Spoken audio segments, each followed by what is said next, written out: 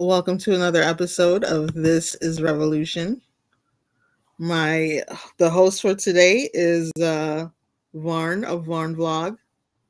Good to see you, Varn. Hi. I get to be Jason today. It's what we all want. Deep down. And we know I'm not Jason because we started on time. Ooh. Ouch. Ouch. All right. Do you want to just jump in? Sure. Okay. Today we have Benjamin Fong, as we have it written out here. He is the host of a new podcast from Jacobin called Organized the Unorganized. And we're going to bring him in so he can talk about it. Hi, Ben. How's it going? Hey, how's it going? Thanks so much for having me. Good to see you. You too. Thanks. Well, you can't see Hello. me. Varn? We both Hi, listened to and it. so Oh, sorry. Yeah, we both listened to the current episodes available of Organizing Disorganized, this podcast that you have begun with Jacobin. And I guess I wanted to ask you a little bit about why talk about the history of the CIO right now? Like, why is this a pressing issue for the current left? I mean, I agree that it is. That's not a skeptical question, but I do think it needs to be stated before we really get into the substance here. Sure, yeah. If we're looking for a kind of historical precedent for organizing millions of private sector workers in particular into the labor movement, there's really one time to look to. There's been moments of periodic upsurge in America. Most of those have been fairly fleeting, thinking in particular of the dramatic growth of the Knights of Labor in 1886. There's a huge uptick in labor activity in around like the turn of the century with the AFL organizing. Then again, during and in the immediate aftermath of World War I. And then there's the sort of 1960s and 70s public sector unionism surge, but that was really a different kind of sector than the CIO was engaged with. The CIO moment, the late 30s, early 40s, this was a time when millions of workers, private sector workers, joined the labor movement, and the key corporations of the time, GM, U.S. Steel, were organized. I mean, before that, the core industries in America, steel, rubber, auto, electrical manufacturing, all these things were unorganized. And very quickly, in the space of a few years, those sectors became almost 100% unionized, and that had knock-on effects for other industries and raising wages and, creating like what we know as the prosperity of the post-war period. It's a little worse today, actually, than it was then. Public sector unionism was not yet legal, and so the 10%. So, in the 1930s, before the Great Depression and the CIO, union density was around 10%, but that was 10% private sector, which is kind of a better situation than we're in now. Today, private sector union density is down to about 6%. I think we're about to get the latest BLS numbers in a couple days now, and as exciting as 2023 was in terms of labor activity, I wouldn't be surprised if that number is more depressing than we'd like to think it would be. I think there's a lot of similarities there, a lot of differences as well. And in any event, if we're looking for inspiration for the present moment, I think it's the best time to look to. I think your reason to be skeptical in the numbers from the Bureau of Labor Statistics is actually pretty sound. The last couple of years, we've seen a lot of uptick in labor actions. We've actually seen a decrease in union density, and that's a reversal of even, say, 10 years ago, where there was a very mild increase of union density, but mostly in public sector workers. Yep. And if we really look at the public sector worker stats, it gets a little bit more concerning, since the largest unions are still the police unions. So it's there are reasons to point out that we're actually in a worse situation than we were in the beginning of the CIO. Yeah, for those right. who are new to the history of labor, though, can we describe? I mean, you mentioned the Knights of Labor in the AFL. Um, People are going to bring up the early IWW too. Can we talk about the CIOs different from the Knights of Labor and the AFL and maybe even the IWW? Sure. Just quickly about the previous point in terms of differences. I think one other key difference between, well, there's a lot of differences, and I think that there would be some historians who would argue that the conditions of the emergence of the CIO are so different than the present moment that it's almost non-applicable as a historical example. So I should just throw that out there as well. I think I disagree with that. Obviously, I think that there are some organizational, political lessons to be drawn from the moment.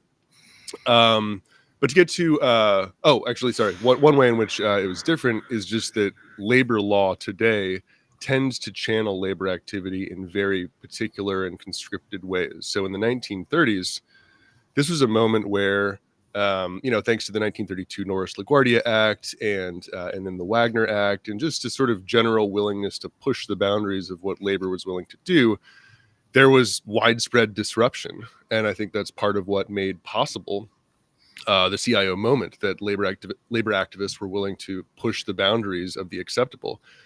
And today, given the very constrained NLRB process, which I think most like labor law experts and labor historians recognize as fairly broken, given that, it tends to channel labor activism into recognition elections, union certification drives, and for good reason. If you can get a contract through those means, it's generally a good thing.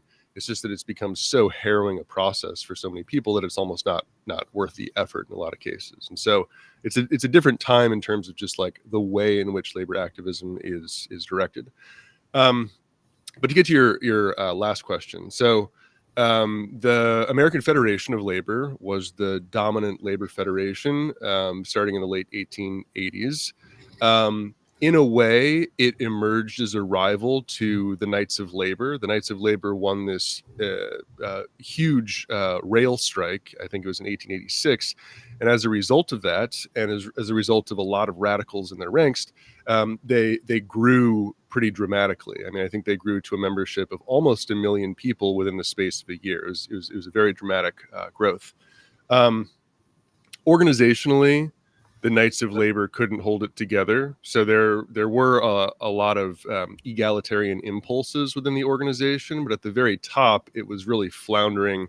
I'm forgetting his name, Terrence, the head of the Knights of Labor. I'm forgetting his name now. But in any event, the Knights of Labor had this spectacular rise and then just as spectacular fall. It just didn't hold together organizationally.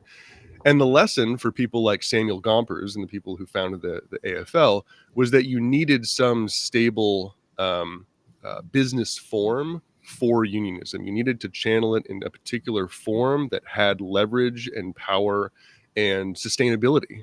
If you didn't have that, then you'd have these upsurges and then fall away.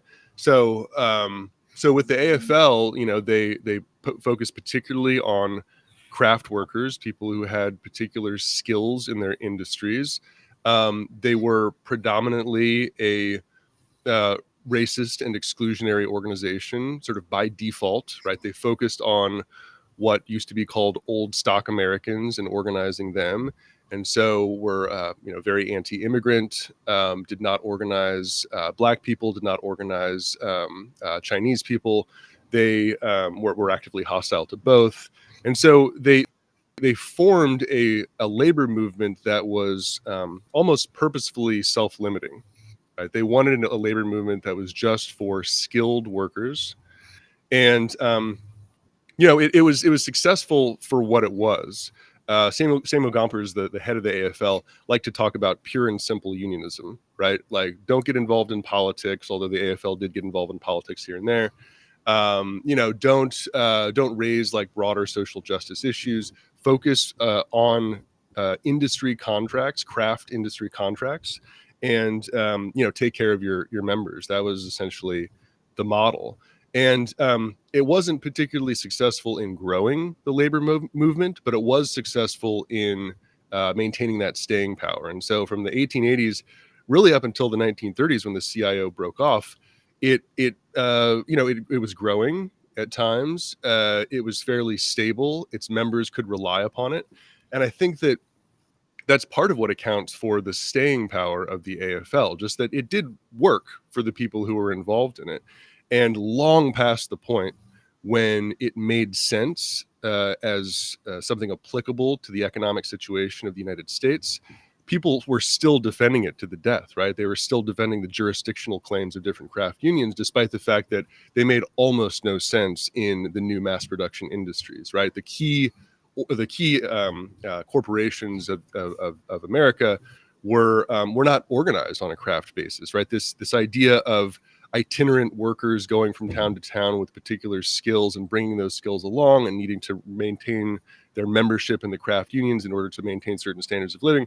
Well, you with rapid industrialization and these new mass production factories, that didn't really make sense of a lot of people's work situations. And so the AFL model, it was very powerful for the people who were attached to it. But by the 1930s, it had just become clearly outmoded.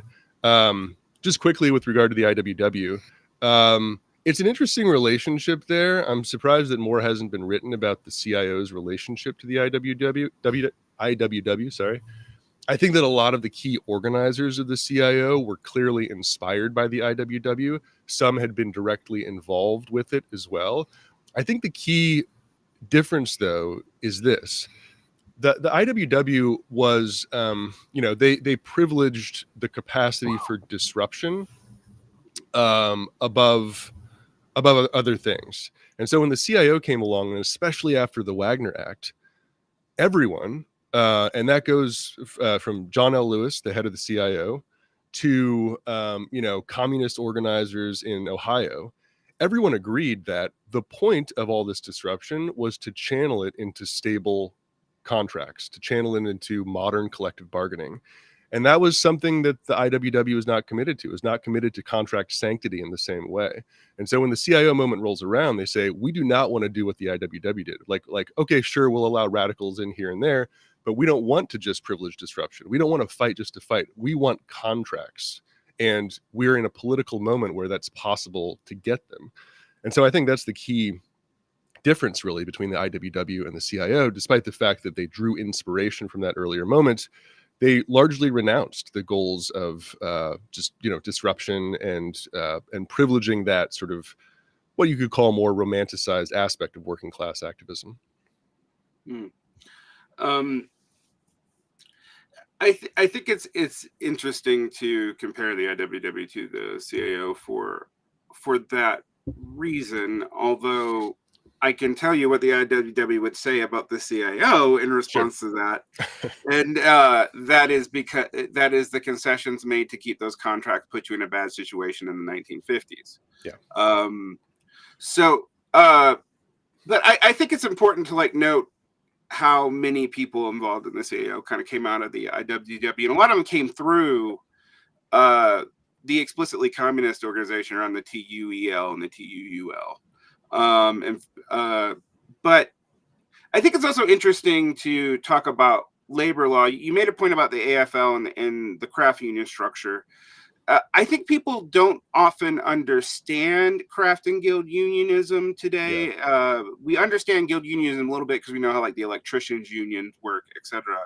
But the crafts within the industry and the problems of that, I think, were kind of made obvious again in the railroad situation, about 2 years ago, because for reasons having to do with national industry and national security, railroads are exempt from the National Labor Relations Act. Yeah. And so they are still organized along AFL lines, not along, later lines of the CIO and post-Wagner Act kind of situations. And that is clearly a problem.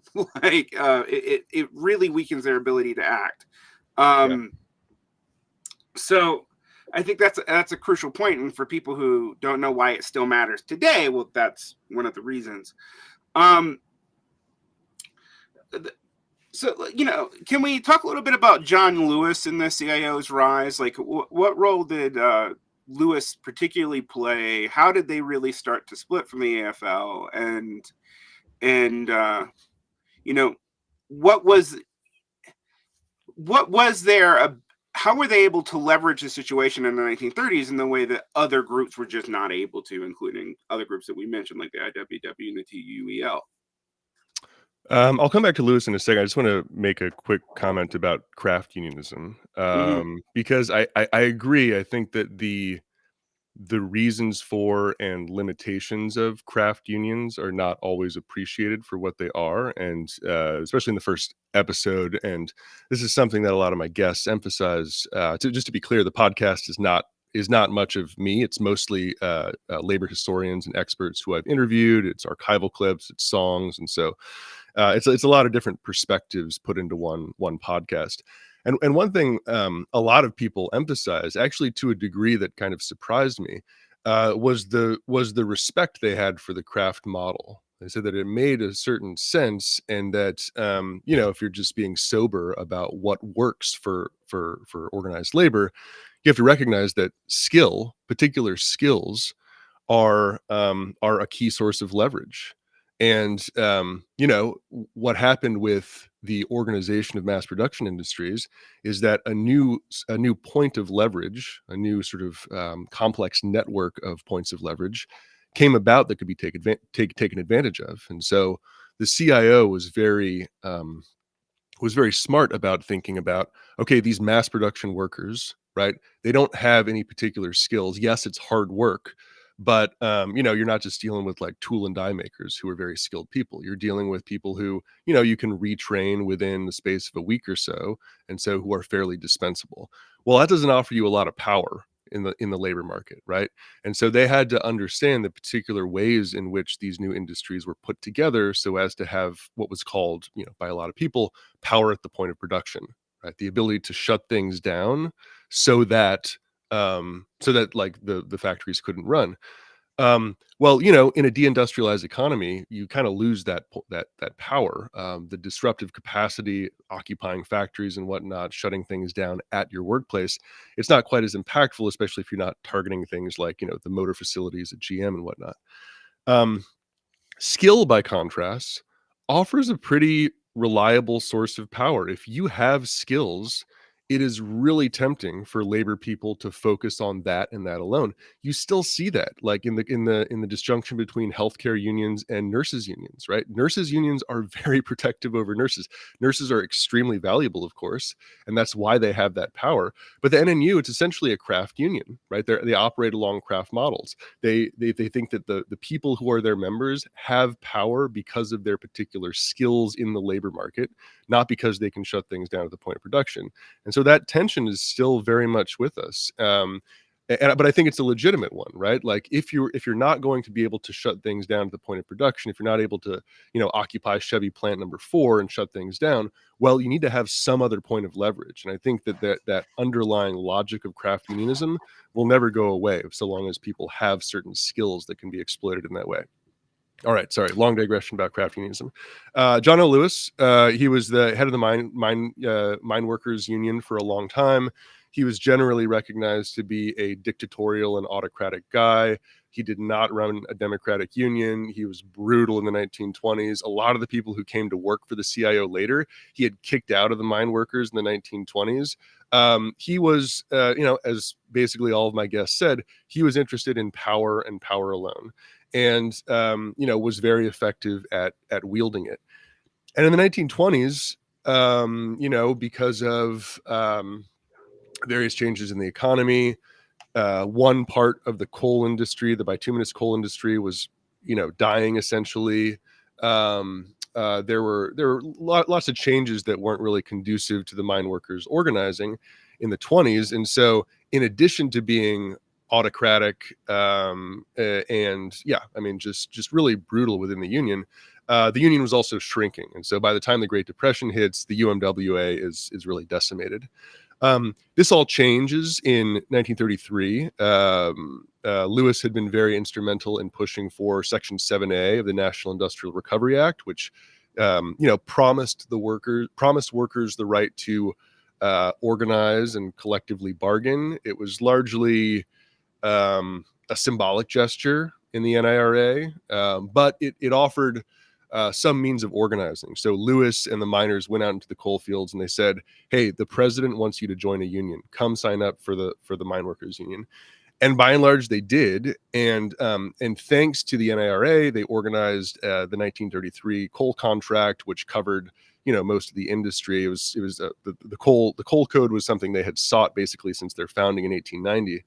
And they won it, and all of a sudden the UMWA was huge. It was like 600,000 members, and that changed things. And Lewis said, "Look, like everyone should be doing this right now. This is a completely unique political economic situation. We've got this radial crisis in the Great Depression, and we've got an administration that is not great, but they're at least willing to listen, right? And they understand the need for some kind of broad changes. And liberals are different than they were today. They were more like plugged into reality. They understood that industrial capitalism had its failings, and so they were open to unions in a way that they hadn't been before.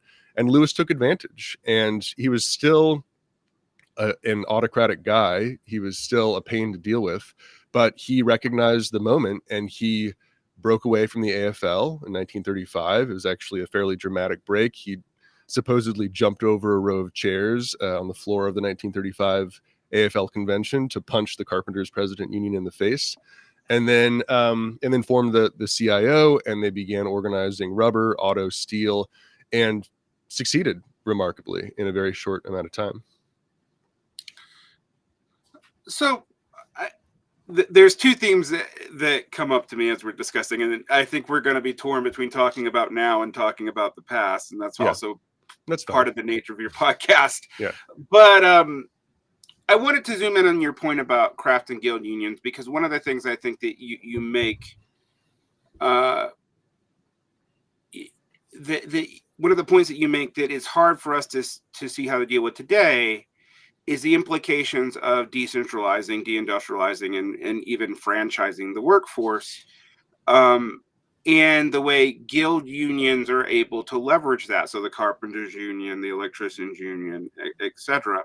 For those of you who don't know, guild unions and craft unions are not exactly the same thing, but they're very close. So, and when we think of unionized workers today, and we're not thinking about government workers, that those are the people we think about for the most part, unless we are going back to 50s hard hat nostalgia. There are interesting exceptions, though, and some of them are in a kind of liminal space, such as the auto workers unions, which is a broad scale industrial union in the past. But some might argue today that actually the shift in auto production means that they may be a little bit closer to a craft union than we'd like to admit, because it is somewhat skilled labor. It is a smallish industry. If you look at the broader movement of the UAW, the UAW's just base of what it can organize is smaller, and it realizes that. I mean, that's part of why it got into things not related to auto production, such as TAs. But I think I think studying the history of the CAO then does present us with an interesting problem when we're talking about workplaces today. Like the big union struggles of the past 10 years have been Amazon. Okay, so that does kind of look like a factory. Starbucks, which absolutely does not. And the resurgence of teachers' unions in red states, and nurses' unions and nursing union strikes. Those both interestingly do and don't follow the kind of CAO model. And the part I say where they do is that hospitals, schools, police stations are still fairly centralized workplaces, as opposed to, say, Starbucks, which is, when you're dealing with a Starbucks contract and a local, you might be dealing with 50, 60 workers at a time, as opposed to 500 or 1,000. I guess the question becomes, what can we learn from the CIO given the difference of conditions? Yeah. There's a great new book out. I think it was just last year. It was an interview with a historian named John Womack that Peter Olney did called Labor, Power, and Strategy. And it's got, reflections on that interview from a lot of like leading sort of labor strategists, Bill Fletcher, Jane McAlevey, et cetera. And it's a really interesting interview. And one of the things that Womack says is that, this phrase power at the point of production, which we tend to associate with the CIO, it's used somewhat, casually today. But what he appreciated about the CIO moment was that it's not just that they were like, okay, like let's just like, occupy the factories and that'll win us power. It's rather that they saw the connections in the new production processes, and he thinks that's what's important. And he goes back to Wyndham Mortimer's autobiography called Organized. Mortimer was likely, I think, a member of the Communist Party. He came up through the UMWA. He was sort of a key organizer in the early UAW. And what Womack notices about Mortimer is that he's remarkably sophisticated about thinking through like what were the weaknesses in the points of in the chains of production distribution. And so when the Flint strike was won, for instance, in 1937, they occupied those factories for a long time, and right up until the end they didn't think they were going to win. Right. I mean, it wouldn't have taken much for Governor Murphy to send in the National Guard and just ruin the whole thing. And all of the things that we think about happening in 1937, including, the dramatic growth of the UAW, as well as the organization of the steelworkers, none of that happens, it seems, without Flint. And it all was made possible by the fact that they staged this, huge distraction in one plant and then secretly occupied the motor plant, Chevy plant number 4, because they understood that was the key thing, right? You cannot make cars without motors, and that was the one motor facility in the country. They had studied it, they understood that. It was an understanding of the links in production and distribution that made possible the strategic disruption that they needed at that particular moment. We don't have today fixed capital in these huge factories, right? Like, I mean, you could argue for Amazon, right? But if JFK 8 ever got through that process, right? If by some miracle they got a contract, what's going to happen? Like you can move that factory across the street, fire all the workers, and like not have a union anymore. Like there are infinite number of ways in which to break unions today. So the question today is not just flatly applying that model and saying, oh, let's take over the factories and occupy them, right? It's understanding the links, the chains in our deindustrialized logistical economy and finding new sources of leverage. And I should say again, like to go back to the craft and guild discussion, the AFL should be faulted for what it was, for what it did wrong, and that was a lot. But what it did right was to understand that that skill offers a point of leverage, and workers should take advantage of all points of leverage, right? Like we have these romantic ideas about how unions should be organized and how working class people should join together. Well, depending upon your occupation, there's all sorts of different points of leverage that can be sometimes combined, sometimes used on their own, sometimes used in some cases, not others. And I think some variegated understanding of how we organize workers today is much needed. And without just thinking flatly about, we don't have those big factories anymore, and so it's not applicable. Well, they're understanding the links in the chain, and they were saying, if there's any point of leverage, take advantage of it. Take advantage. I should also say, in the CIO moment, it wasn't just, disruptive power at the point of production. They were doing all sorts of really innovative things. Like, for instance, the steelworkers are an interesting case because no one on the left really cares about the steelworkers because they were not a democratic union. They were top down from the beginning, not the sort of romanticized new left understanding of unions. But the steelworkers, what they did was, one, John L. Lewis and Myron Taylor, the head of U.S. Steel, they sat down for for a number of meetings at the Willard Hotel, this fancy hotel, and just sort of hammered out terms like between themselves, about as top down as you can get. But they also had a strategy of going in and taking over the company unions. That's not a sexy strategy, like to go in and try to deal with these obviously compromised institutions. But it worked, right? Like they found a place where workers were getting together and they were able to use the company union structure against itself, really. So there was a lot that the CIO did besides just occupy big factories in a dramatic way that led to its success.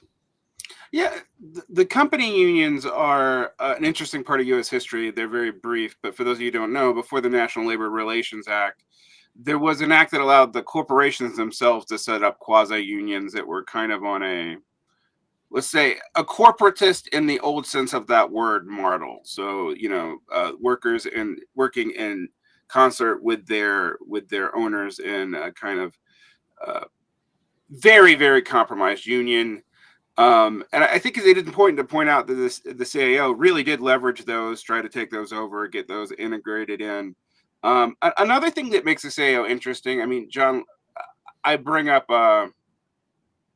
John Lewis for a reason, because I think he's one of these people that you can easily make a hero or a villain until you actually study him. And then you realize that, like, oh, this is a very complicated guy who is both very successful, but you're right, comes out of an absolutely autocratic union tradition, the kind of people that Marx and Engels called labor aristocrats. Like there is a reality to that. But he was willing to work with like almost anybody. I mean, the CIO was totally willing to work with the TUEL, which for people who don't know, that was an explicitly communist orientation. Yeah. And Lewis was not particularly sympathetic to communists. Like it was it was not, he just seemed to have an everything in the kitchen sink strategy to to getting the CIO to have a mass base. I mean, but I was going to ask you, so there's that element of the CIO. There's also its kind of complicated relationship to U.S. labor law, because it seems to me that Lewis being able to really break with the AFL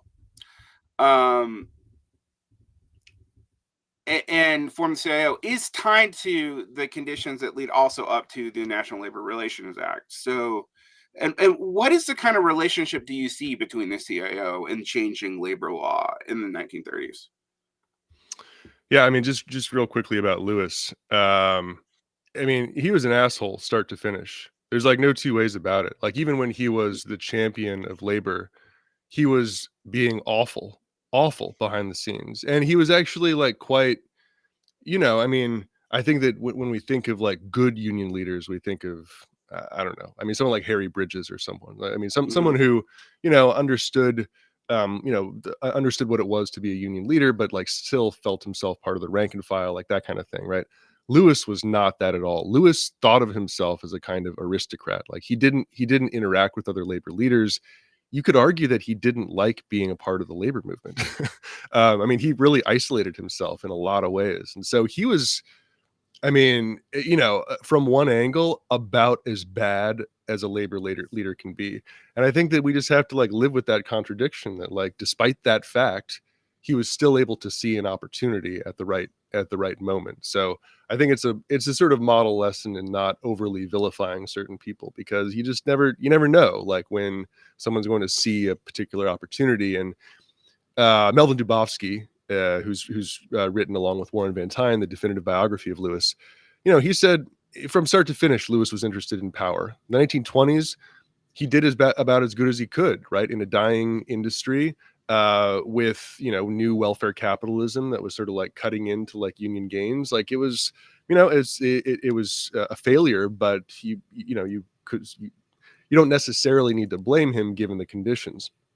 And then in the 1930s, he saw a completely new situation and he took advantage of it, because he was interested in his own power. So, it's good to see these things as contradictory and mixed rather than romanticized. I think you're right about that. So the relation between labor policy, labor law, and the moment. I mean, I think it's best to see those two things, in a sort of dialectical progression, right? It wasn't just that one made possible the other, but that there was a kind of interplay, that there was a figuring out of what kind of thing would work for the present moment, given what was going on in, disruption and organizing and whatnot. And so, some people, if you read Elizabeth Cohen's Making a New Deal, or Robert Zieger's The CIO, which is really the sort of like key text about the CIO. You read them, and a lot of importance is accorded to the National Industrial Recovery Act, right? This, what was ultimately a flawed corporatist attempt to rein in big business practices, right? Had this one section 7A, that said, we recognize the right of workers to form unions of their own choosing. It wasn't, it didn't really have teeth. It wasn't enforced in such a way that like actually gave most workers unions. But it was an inspiration. And again, Lewis, Sidney Hillman, and David Dubinsky and the garment workers unions, they all said, look, this is an opportunity. We can go out and say, for the first time in a while, seemingly, the government is saying, go for it. Yeah, now's the time. And they took advantage of that, I think, quite well. And so from one angle, you could say, somewhat unintentionally, this policy made possible new union organizing. Well, some people also say that the, what was going on in the early 30s, sort of like unemployment marches, lots of other sort of forms of disruption, the sort of nascent beginnings of the sit-down strike, it was that disruption, and of course the radial crisis of the Great Depression, that spurred Roosevelt to add Section 7A to the Recovery Act. And so, from one angle, it's the organizing and disruption that led to it. From another angle, it's the policy that made possible new organizing. And I think it's both really. It was a dynamic situation. It was a fluid situation. So the Wagner Act, which really, sanctified collective bargaining. It's still with us today, albeit in, dramatically reduced and constraining form. That was passed in 1935. And almost right away, the big companies said, we're not going to obey this. This is ridiculous. This is unconstitutional. We don't have to, go through this sort of government-led process of recognizing unions. We're not going to recognize them. They also started a whole bunch of new company unions as well. They're like, we can contain this. It's not a big deal.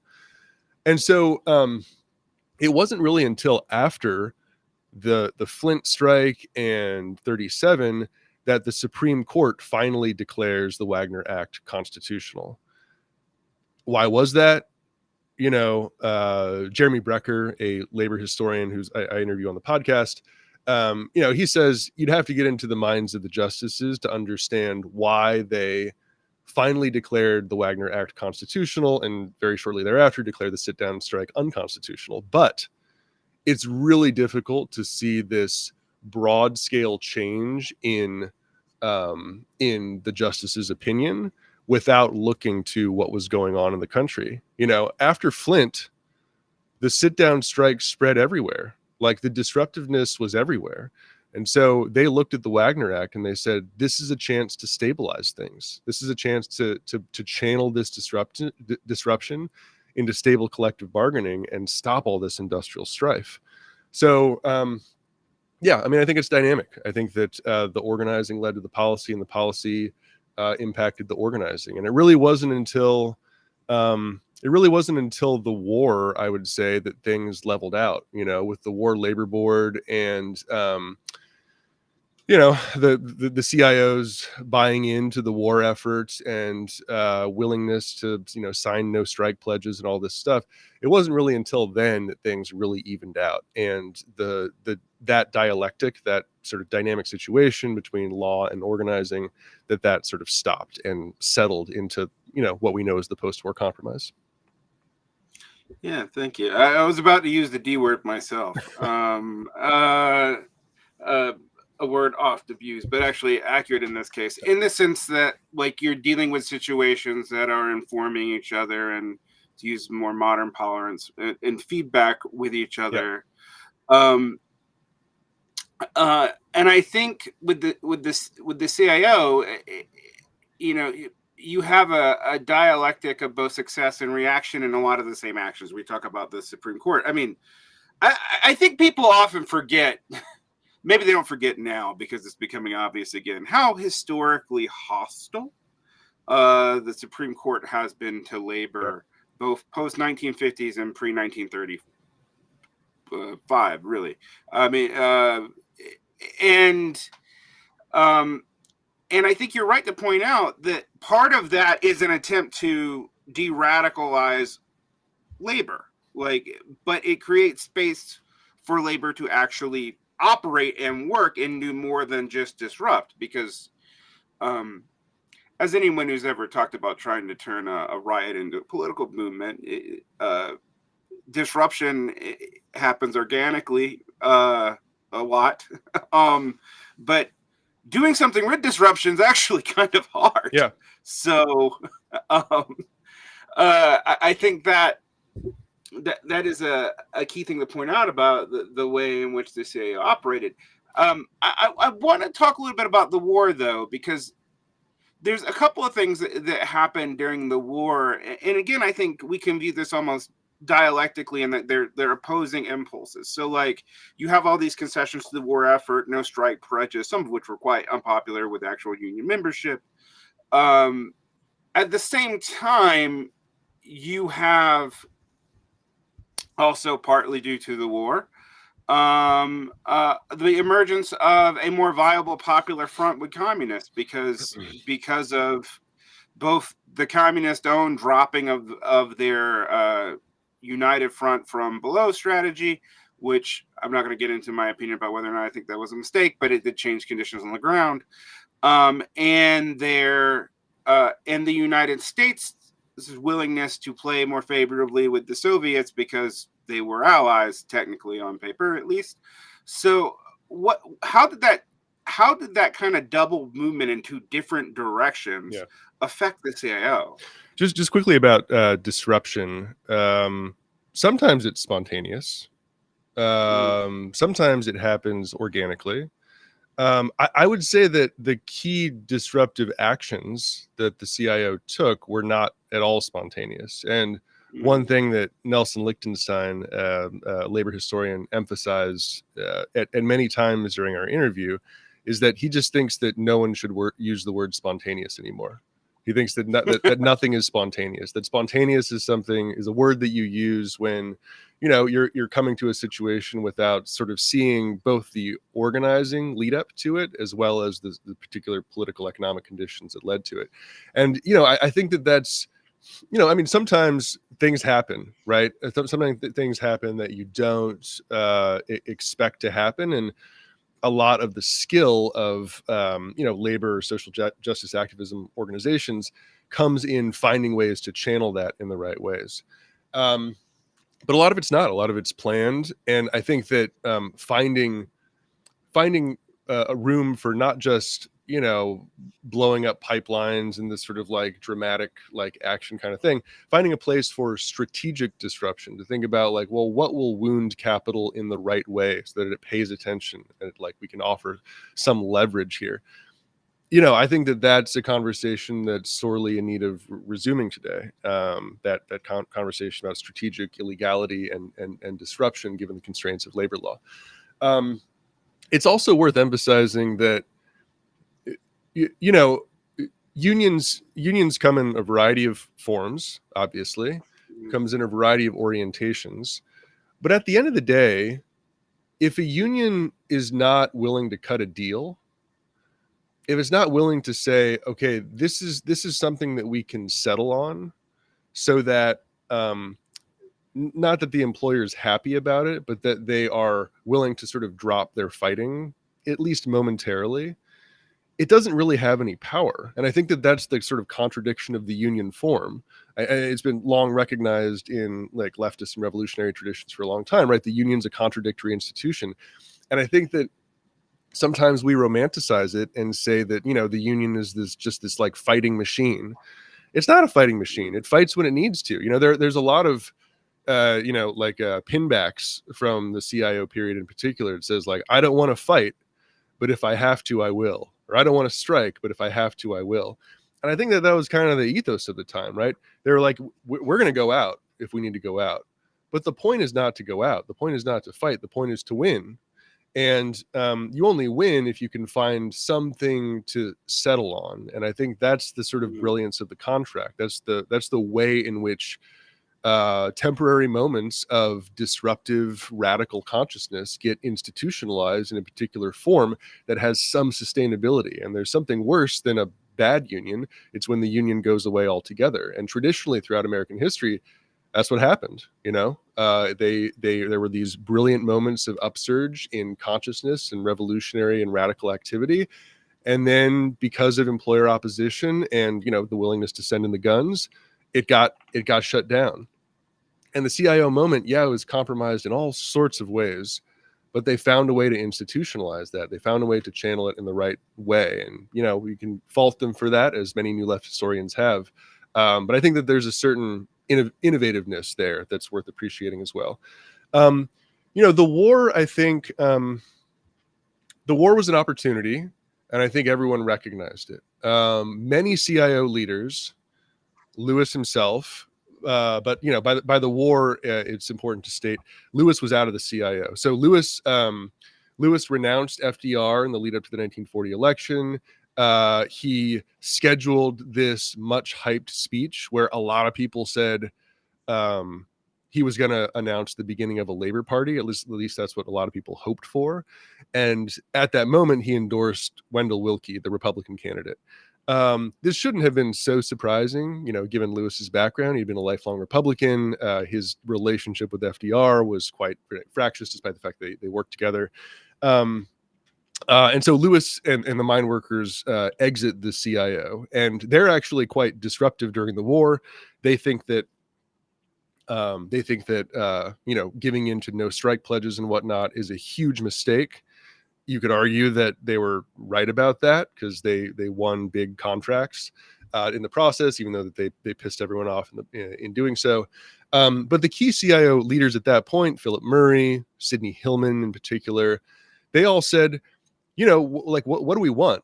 We want some role in determining government policy. And the War Labor Board, on which sat many CIO leaders, was an opportunity to do so, right? I mean, they believed in the cause first and foremost. They believed in fighting against fascism, and they saw that threat, and constantly, Lewis, Hillman, and others would say the best way to fight against what's going on in Germany and Italy is to have a strong labor movement. What was, you know, they noted that what was happening there involved the wiping out of the labor movement in Italy and Germany. And so they were saying, you want to fight against fascism, you want to fight this war, support organized labor. And so they took that opportunity.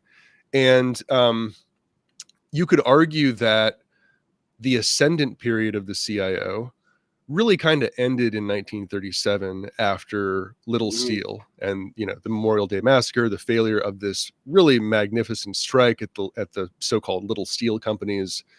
You know, that was a moment where Roosevelt kind of abandons organized labor. They lose the strike. In fact, a lot of CIO people are fired from Republic Steel and other Little Steel companies. And then the CIO kind of levels off, right? It had seemed like this giant behemoth. And then after Little Steel, it kind of just levels off and, you know, it's kind of uncertain. Well, you know, what changes the occasion or what changes the circumstances?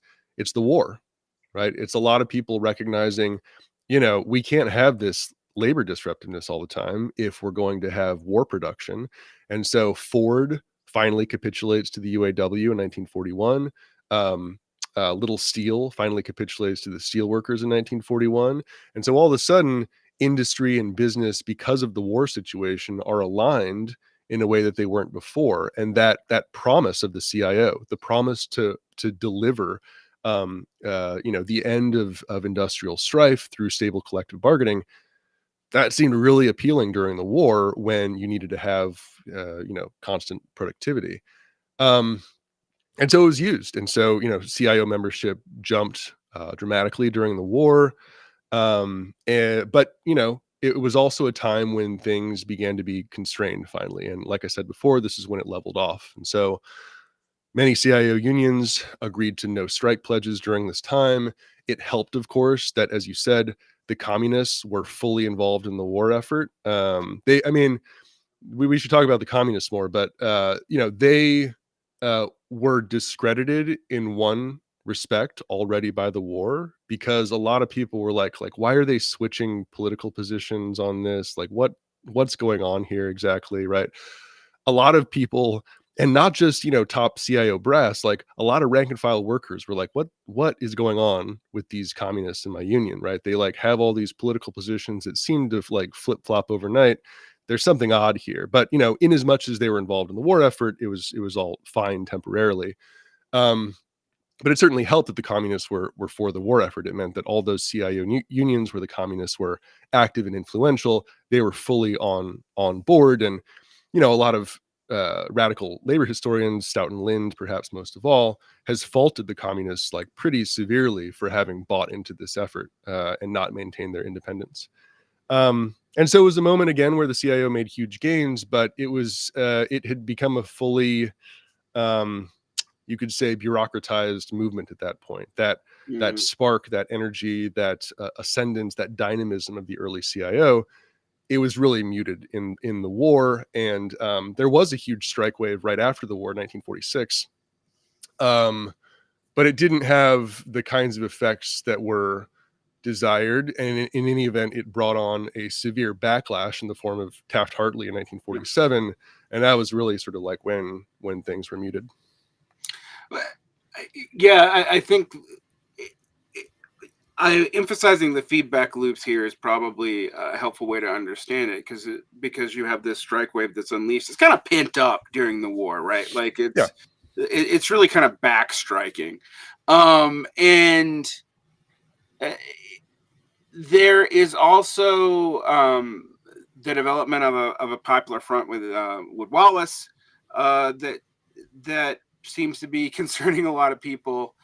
And the communist leadership here, I think there is also a kind of secondary fault that we kind of have to talk about that with the communists, is that the communists started hiding their positions, probably partly in backlash to how all over the place they seemed in the late 1930s. Yeah.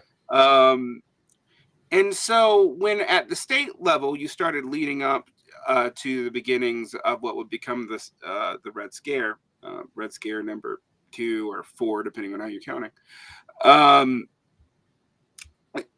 It really was easy to accuse a lot of the communist leadership of hiding their positions because they had. Yeah. And so these two kinds kind of seem to play together. I wanted to talk to you though, during this time period, the CAO kind of has a dual nature where it's progressive-ish on racial integration and kind of seems to learn a little bit even from the IWW on like making sure you integrate Black workers to some degree, confronting anti-Black sentiment within the unions itself, particularly for example in efforts to support the Fair Employment Practices Commission. But they actually weren't particularly good at dealing with sexual discrimination, particularly during and right after the war. Yeah. How do you think that affected their viability and popularity at the time? Just quickly about the communists. So they did hold their cards close to their chests in a lot of cases, and that didn't help in building trust with other union leaders. It's oftentimes the case though that there. I mean, it's like with any political circles, right? There are people who are the firebrands and the card carrying members, and then there's people who are just sympathetic, right? Like, I'm not part of a lot of organizations that I'm quite sympathetic to and talk to people in and whatnot. And in the case of a lot of CIO leaders, there was some fuzziness around this, but it's just in the sort of nature of like how political associations work. So Harry Bridges, for instance, who was branded as a communist throughout his life, like all these like deportation trials and whatnot, like he was the the one of the main guys targeted in the whole communist purge. It's not clear that he was ever a member of the Communist Party. A recent biography of Bridges by Robert Cherney, who I interviewed for the podcast, he comes to the conclusion that, like, yeah, I mean, Bridges was friends with all these guys, right? He would consult with them. He was what was called at the time an influential within the party, and so they would consult him. The CP would consult him about stuff, but he never took orders from anyone, and he wasn't part of the party. And so part of the difficulty there is that, yes, people weren't totally open about things, but that, there was a fluidity that's not often recognized, right? It's like, oh, it's either a communist or not. Well, that's kind of giving into the whole anti-communist hysteria, this idea that like you're either one of them or not one of them. Mm-hmm. I think that what the communists could be faulted for, even more than the secretiveness, was the was the way in which they maneuvered within union locals. And that was a thing that pissed off a lot of people. So, again, a lot of times, you hear about the top CIO brass, Philip Murray in particular, who, in some stories only took the job of the head of the CIO after Lewis left, on the condition that he could eventually kick out the communists. So there's that. But a lot of the times in amongst the rank and file, they'd see the communists, do little tricks with Robert's rules, or have run slates for union locals, and be really, really manipulative about winning elections and controlling things. That pissed off a lot of people. Like, if you're secretive about your politics, that's one thing. But if you are actively exploring different machinations within union locals to take them over and run them, that's just going to piss a lot of people off. And so, yeah, it was the secretiveness, but it was their craftiness as well. I mean, they were really dedicated. And so like they convinced themselves that it was worth doing some kind of shady things to take over certain union locals. But, I mean, you can only do that stuff for so long without people kind of turning on you. So that's the communists. Okay. So, there's a few different ways in which to tackle your question about race, and then the way in which the CIO treated gender issues as well.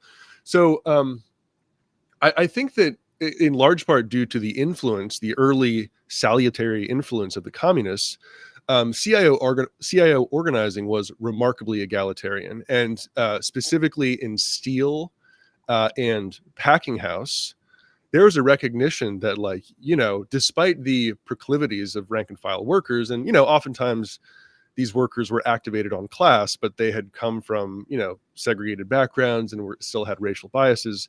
In those situations, it was oftentimes the CIO leadership convincing people that you have to have black workers in your union, right? You have to have different people of, there were also ethnic divisions at the time that aren't so intelligible today, I guess. So, real animus towards Hungarians, for instance, that I don't think we'd recognize as such the same problem as it is today. There were all sorts of divisions within the workplace. And I think in that early period, and specifically because of the influence of communists in a lot of key unions, and again, steel and packing house in particular, they were remarkably successful in overcoming those divisions, specifically for the point of organizing. It would be it's obviously romantic to think that the white workers and the black workers would go hang out after work or something. It was still a very segregated society. But insofar as they were fighting for union power, the CIO was really good at overcoming those things. And, it wasn't just in word, right? They rhetorically were committed to a racial egalitarianism, but they hired black organizers, right? They understood that you needed to change the organizing core in order to organize successfully. And And so, I think in this early period, it's really a model for how to overcome racial and ethnic division. That's not true by the time it bureaucratizes. And so if the CIO can be blamed for failures on that particular issue, it's in the bureaucratization. And so the steelworkers, for instance, very radical in its origins. So top down in its founding, but some of the key sort of communists were very influential within the steelworkers organizing committee. It's estimated that up to 80 people within the organizing core of 200 at the time were part of the Communist Party, right? They were very influential in getting the Steelworkers Organizing Committee off the ground. Well, by the time that they have the United Steelworkers of America, it switches from an organizing committee to a union. The leadership is negotiating contracts that reinstitute racial divisions, that affirm seniority practices that also reinforce those divisions. And so a lot of the people who were very influential in the beginning get shut out, and then when the CIO bureaucratizes, it's not as good on the question of race. On the question of gender, I would say that the CIO was never. It understood in the early days that racial and ethnic division was a clear problem that they had to overcome. That wasn't the case with gender. They clearly privileged the male breadwinner.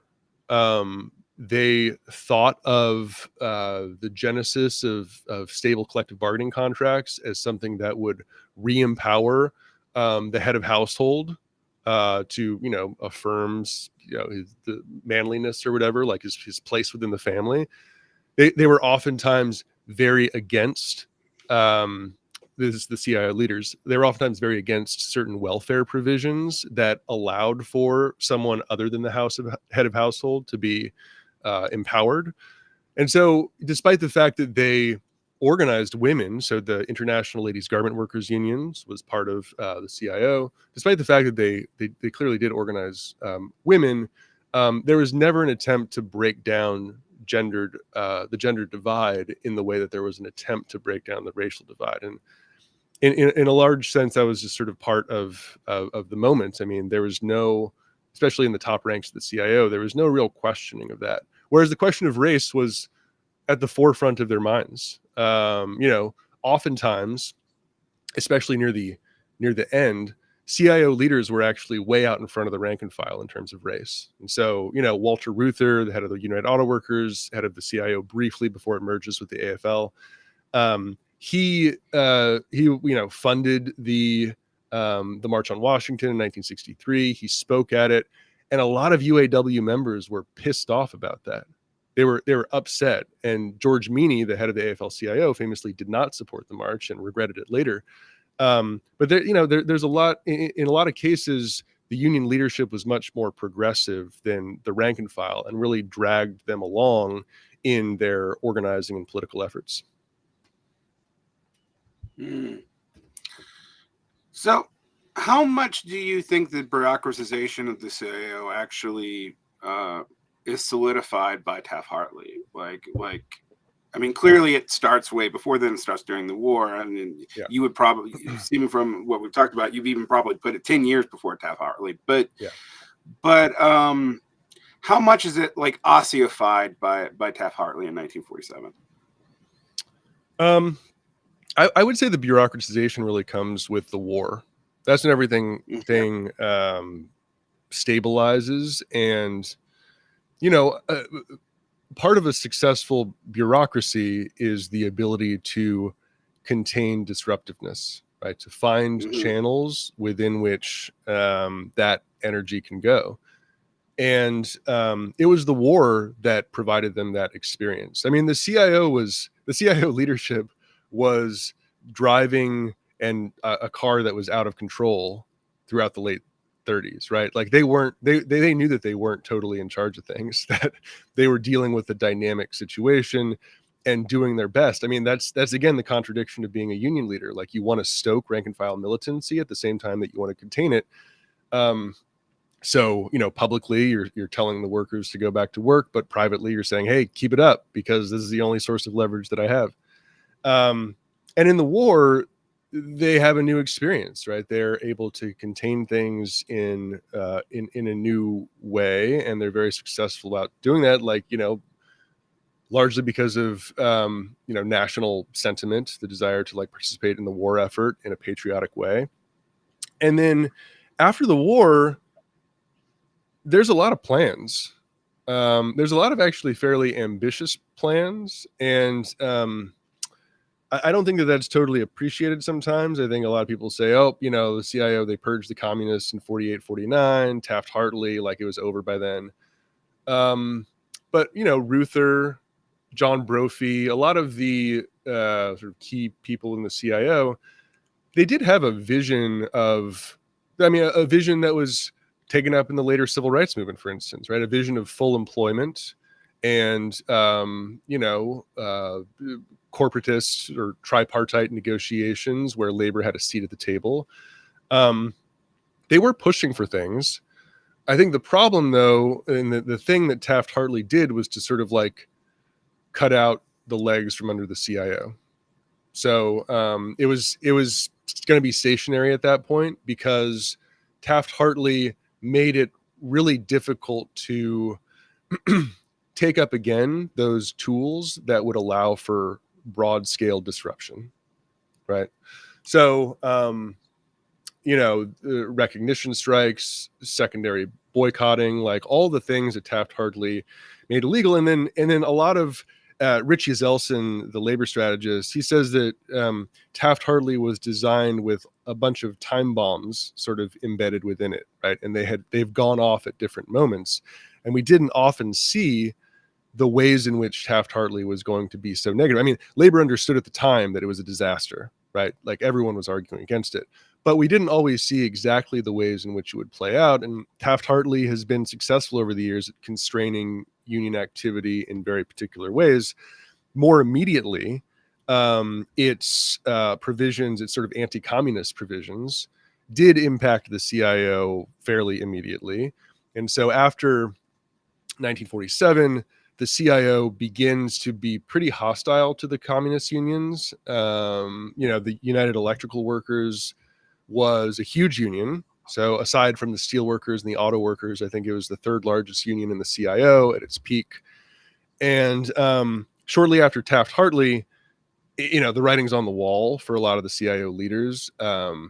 Philip Murray sort of says, go for it. And the steel workers, the UAW, they begin raiding the UE, clearly stuff that is cause for expulsion from a labor federation. And they, Murray doesn't do anything about it. They allow it to happen.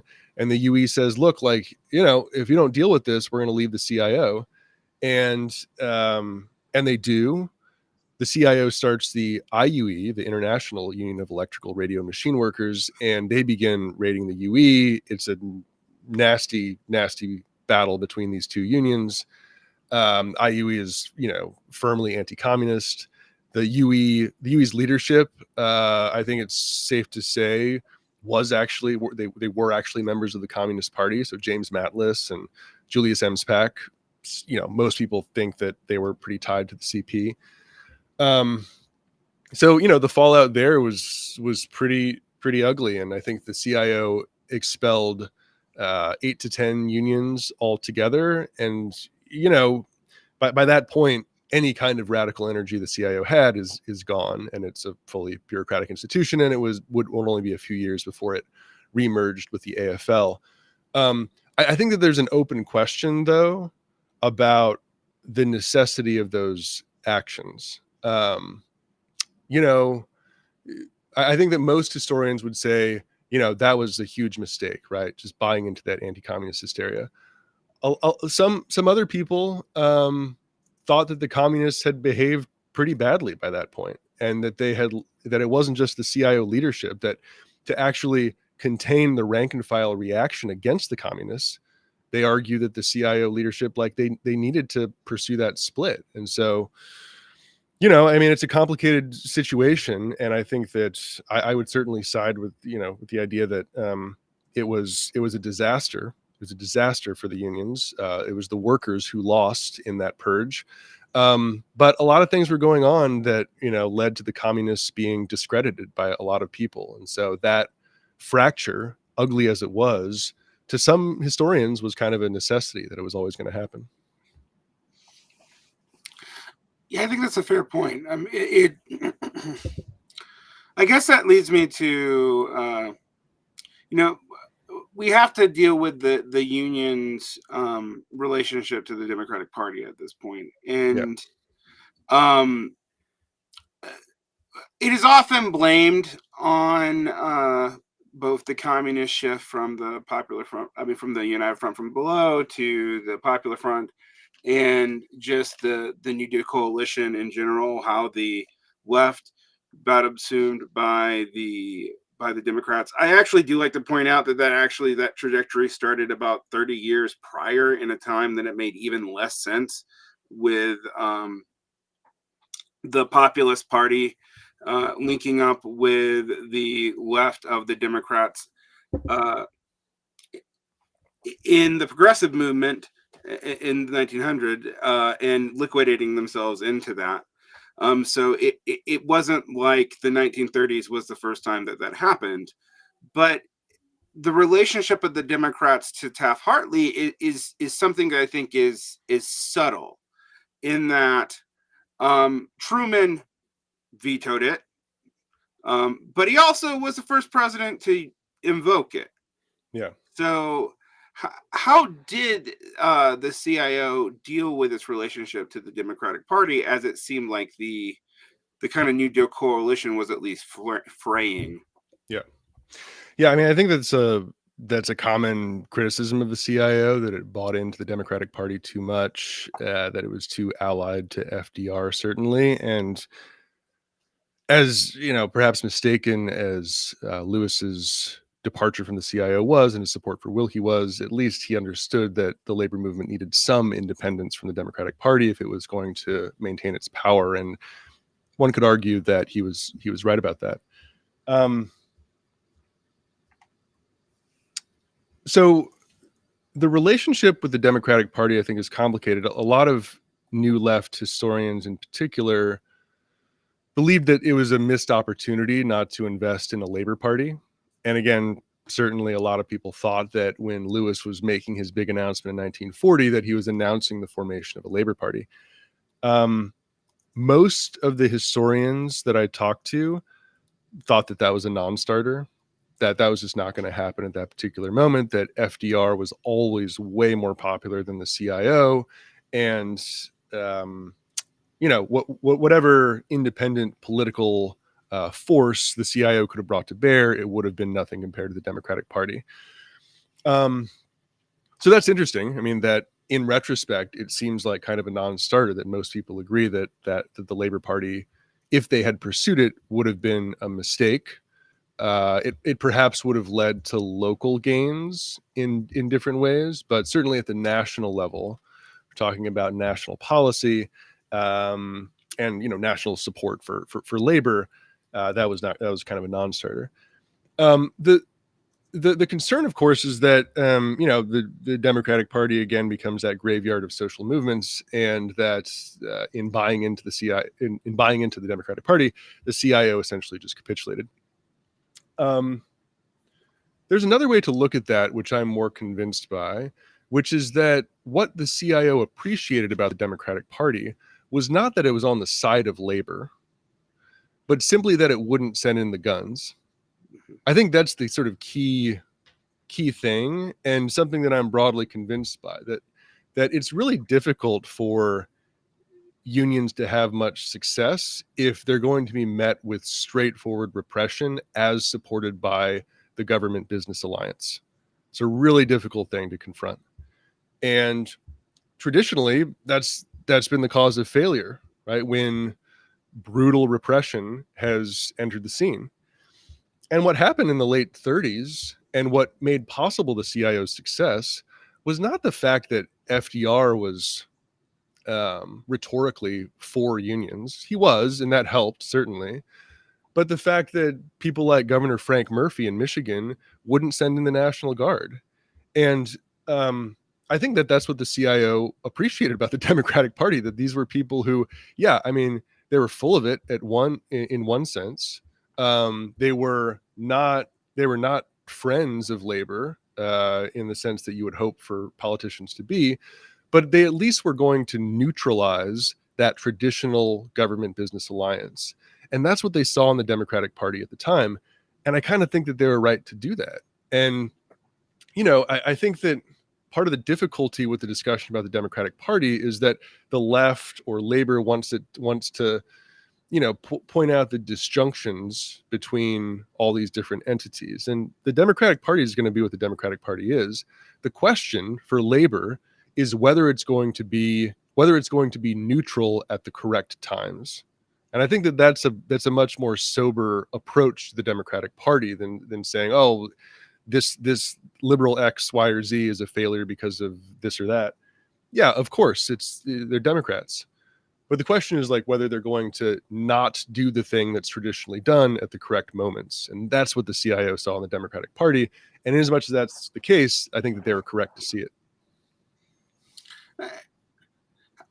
I guess this is probably going to be my last question, but it is one about historiography of the labor movement. So how much of our understanding of labor is actually read through the political and cultural matrices of the times that we are writing about labor? So a lot of the big studies of the 1930s are written in the 1960s, and the nuances of the relationship to the Democrats, for example, well, that makes a lot of sense to focus on or to be really mad about in 1968. And it also makes sense in the 1970s when you look at how much of, for example, the discretionary budget of unions are going into lobbying, specifically the Democratic Party. Whereas from the standpoint of today, we might be reading both our hopes and our fears about the Democrats, you know, into our understanding of the 1930s too, because today we have a Democratic Party which at one section can't get the PRO Act through, has made promises to labor explicitly that it's not been able to or not wanted to, depending on who you trust, to deliver on. At the same time, we actually have seen reforms that are favorable to labor for the first time in, I don't know, 40 years. So it seems like that might also flavor our view now. So how much do you think the historiography of the historians doing the labor history is actually affecting our understanding of that history? That's my big question. Oh, it's huge. And I think that the present moment is actually one for better understanding that than the 1960s. Ruth Milkman, who's a professor of sociology at CUNY, she was very explicit about this. She said when she was in graduate school, it was really funny to see the kinds of things that were being written, things that look, you know, radically out of touch today, real incisive critiques of big labor and whatnot. You know, one of those strange points of consonance between the new left and the emerging right. And also the fact that there was almost nothing written at that time about the United Steelworkers, which was at that time a huge union, one of the most powerful in the country. You know, new left labor historians just didn't really care. Like they were interested in the UAW, UE, more democratic unions with these, you know, heroic rank and file stories. And so there was a non-recognition of a huge part of what made the CIO successful because of the romanticization of certain things about the CIO, but not others. At present, I think that we're in a better position to sort of appreciate the CIO, to sort of see it with sober senses and to see where it failed, where the political economic context differs from the present in such a way that the lessons there are non-applicable to the present, but also to appreciate its real gains, to appreciate the fact that it's, again, really the one time in American history where you can say they won very decisively, and it resulted in a kind of revolution in working class living standards. Jack Metzger, who wrote a book about steel, at the beginning talked about whether or not that moment was a revolutionary one or not. He says, you compare what it was like growing up in a steelworker's family before the CIO, and then you look at the living standards after the CIO, and he says, if this isn't revolution, I don't know what is. So it's a time when they won, and I think that we should appreciate that. I mean, I think that the left has a tendency to romanticize the fights that we can get in against the bosses, and that's great and that's necessary, but we need to prioritize winning, and that's what the CIO did, I think, laudably. I think that's a good point to end on, and I think maybe because we're in a moment where there's both labor militancy, real labor militancy for the first time. It's been kind of building actually for about 15 years, but interestingly and paradoxically, it is not translating into labor density at all. At least unless the Bureau of Labor Statistics stats that we were talking about at the beginning of the show are radically different than I predict they're going to be. And I think that does leave us in a kind of a lurch. And one of the things that, I come out of the very far left, and I've studied labor for a long time, and I'm a union rep, et cetera, et cetera. I've done the stuff you're supposed to do. And you go in and you look at his heroic periods, particularly if you're one of those people who came up in the 90s, who was actually very informed by the 60s and 70s historiography. And you look at, the IWW, but then you have to conclude well, they lost though. And they didn't lose a little, they lost bad. And then you look at the real revolution in working class life. It is undone, but it does actually take a remarkably long time to undo. I mean, in some sense, considering how fast it was built.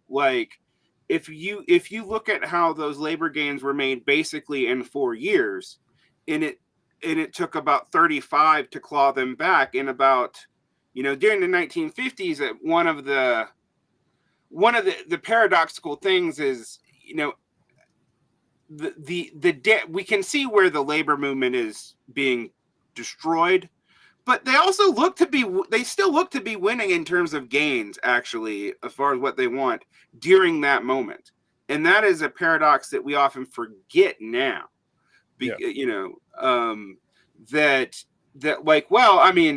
People probably weren't that worried because labor really did have, even during the Eisenhower administration, a seat at the table.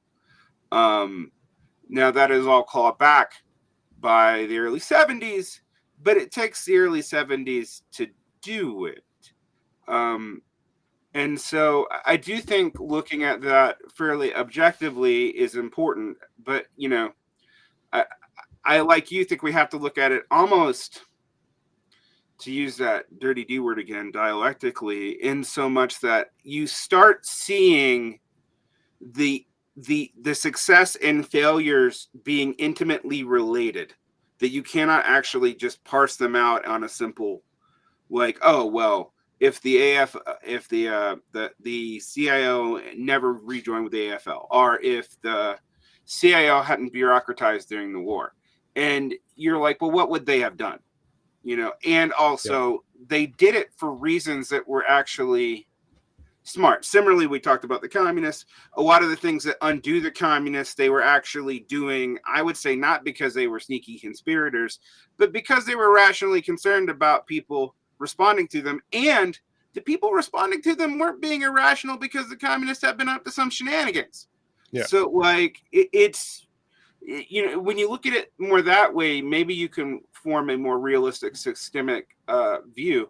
Although I will say it does make me feel like the next 5 to 10 years are pretty do or die for the U.S. labor movement. Yeah, I think that's right. I don't find dialectic to be a dirty word. I guess if you're using a lot of cocaine, maybe it can be, but otherwise it's fine.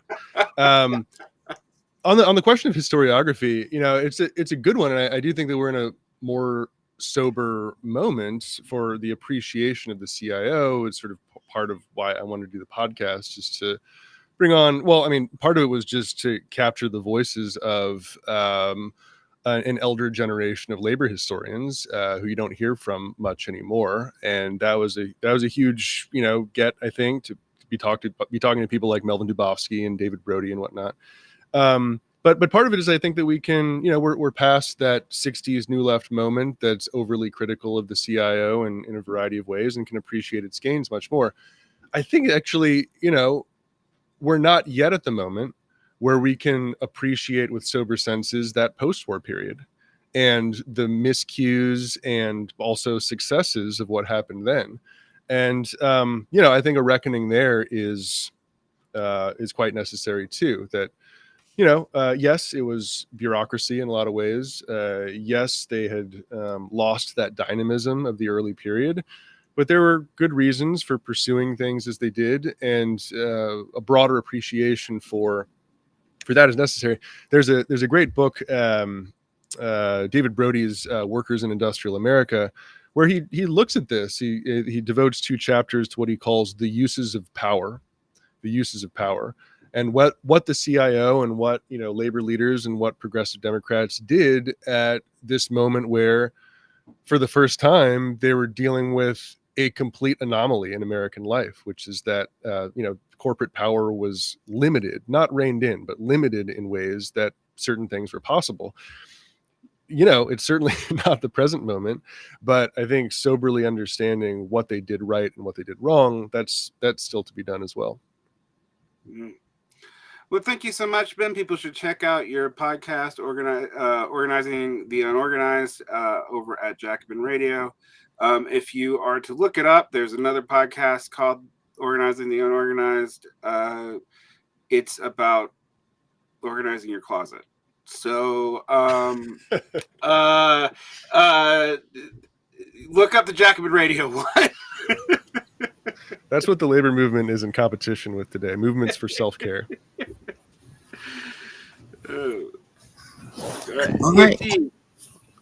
All right. That was an excellent interview. Thanks again for being here, Ben, and thank you, Varn. Yeah, thanks for having me. Yeah. We are out.